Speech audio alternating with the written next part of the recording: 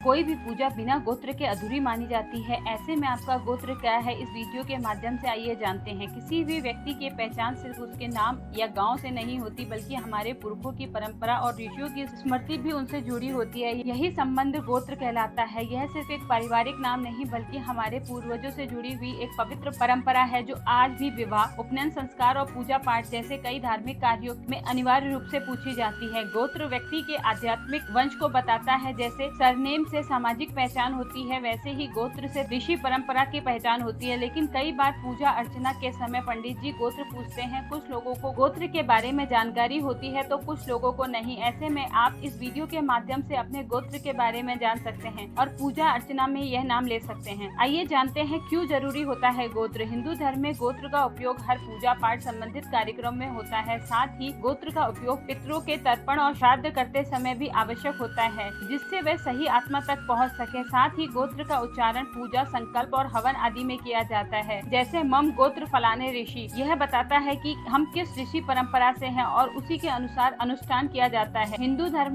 में मान्यता है कि प्रत्येक व्यक्ति की किसी न किसी सप्त ऋषि या उनके वंशज से उत्पन्न है। उसी ऋषि का नाम व्यक्ति के गोत्र के रूप में चलता है। उदाहरण के तौर पे भारद्वाज गोत्र, वशिष्ठ गोत्र, कश्यप गोत्र, अत्रि गोत्र आदि। आइए जानते हैं गोत्र से जुड़ी पौराणिक कथा के बारे में। ब्रह्मा जी ने सृष्टि के निर्माण से पहले 10 मानस पुत्र उत्पन्न किए थे। इन 10 मानस पुत्रों के अलावा सनक, सनद, सनातन और सनत कुमार को भी ब्रह्मा जी के मानस पुत्र माना जाता है। ये सभी मानस पुत्र ब्रह्मा जी की इच्छा से उनके मन से उत्पन्न हुए थे, इसीलिए इनको मानस पुत्र कहा गया है। ऋषि मारीच के पुत्र हुए ऋषि कश्यप और इनको सृष्टि के रचयिता के रूप में जाना जाता है। ऋषि कश्यप के पुत्र विश्वान से वैवस्वत मुनि का जन्म हुआ, जो हिंदू धर्म के अनुसार संसार के प्रथम पुरुष थे और इनसे ही मनुष्य का जन्म हुआ था। मनु की संतान होने की वजह से ही मनुष्य कहा जाता है। जितने भी देवता, पशु, पक्षी, असुर और मनुष्य हैं, ये सभी आपस में भाई बहन हैं। एक ऋषि कश्यप की ही हम सभी संतान हैं। इसीलिए अगर आप पूजा पाठ करवा रहे हैं और गोत्र पता ना हो, तो आप कश्यप गोत्र कहकर भी पूजा अर्चना करा सकते हैं। वहीं अगर आपको अपना गोत्र पता है तो यह और भी अच्छी बात है। सनातन धर्म से जुड़े ऐसे और वीडियो देखने के लिए मेरे चैनल को सब्सक्राइब करें।